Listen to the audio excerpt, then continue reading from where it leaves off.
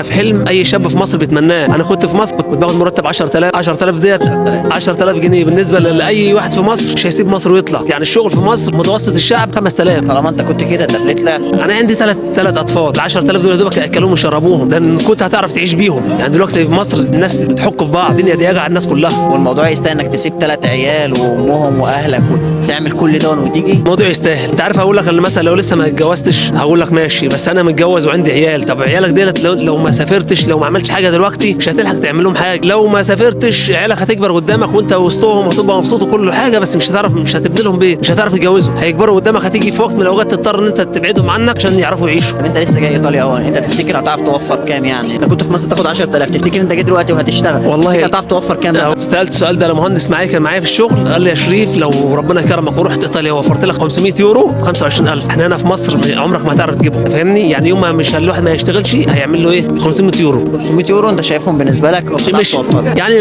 لو مش هنوفر 500 يورو بعد مصاريفك وتبعت مثلا لعيلتك في مصر عشان برضه يعيشوا كده، اكيد يعني لو وفرت 500 يورو هيبقى كويس. انت لسه جاي اهو برضه، تفتكر المرتبات هنا في حدود قد ايه؟ يعني طبعا هشتغل من غير ورقه، اكيد برضه هتبقى مرتبك محدود. في ناس بتقول لك الساعه ب6، الساعه ب7، في ناس بتقول لك الساعه ب8 و9. يعني في الاسبوع مثلا لو اشتغلت لك 5 ايام 8 ساعات كويس مش بطال. انا بصراحه يعني لو وفرت لي مثلا 1000 1200 بعد مصاريفي يبقى حلو، فضل ونعمه من ربنا. نعم. انت شايف مرتبك هيبقى قد ايه في الشهر؟ 1200 او 1000 بعد مصاريفي كويس مش بطال. يعني مصاريفي اكيد هيبقى مثلا في سكن 200 يورو، اكل وشرب مينيموم اقل حاجه 200 يورو. 200 يورو ادي 400، 200 وهتبعت لك 200 مصر عشان برضو عيلتك وبيتك وكده، ادي ادي 600. هتوفر لك 1000 بقى 1600.